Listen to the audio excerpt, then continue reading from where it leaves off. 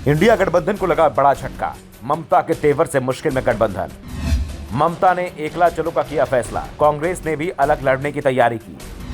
India में रहेंगी लेकिन कांग्रेस को कमजोर करेंगी ममता बनर्जी। पश्चिम बंगाल की चीफ ममता बनर्जी ने कांग्रेस को लेकर अपने तेवर सख्त कर लिए हैं। सीपीएम को लेकर तो ममता पहले से ही खासी आक्रामक रही हैं और साफ कर चुकी हैं कि वो सीपीएम के साथ किसी तरह गठबंधन नहीं करेंगी। और इसके पीछे जो कारण बताए जा रहे हैं उसमें सबसे प्रमुख कारण तो ममता की राजनीति को ही माना जा रहा है।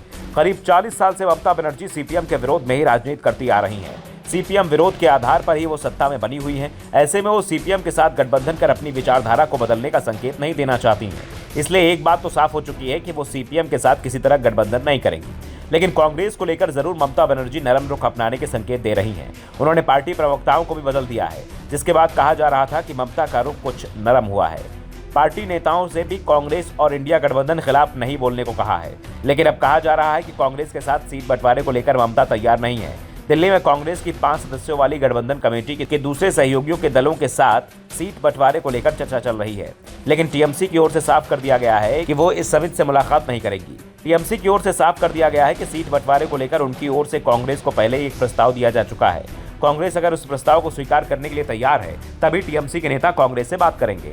दरअसल कांग्रेस ने 5 सदस्यों का जो पैनल बनाया है उसमें अशोक गहलोत, भूपेश बघेल, मुकुल वासनिक, सलमान खुर्शीद और मोहन प्रकाश जैसे नेता शामिल हैं। इस पैनल में अब तक समाजवादी पार्टी, शिवसेना, एनसीपी, आप और आरजेडी से दलों के साथ सीट बंटवारे को लेकर चर्चा की है।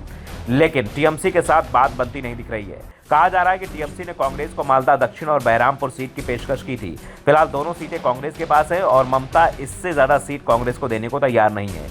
इसके लिए ममता करीब 3 साल पहले हुए विधानसभा चुनाव का हवाला दे रही हैं। टीएमसी का दावा है कि उस चुनाव में कांग्रेस को सिर्फ 2% वोट मिले थे, जबकि टीएमसी का वोट शेयर 48% था।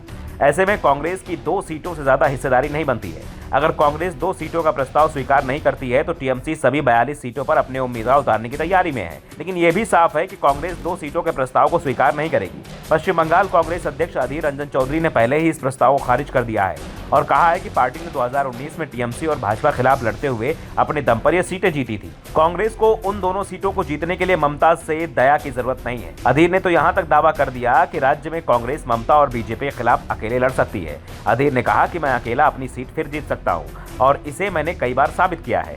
मैं और मेरे सहयोगी अपने दम पर दोनों सीटें लड़ सकते थे।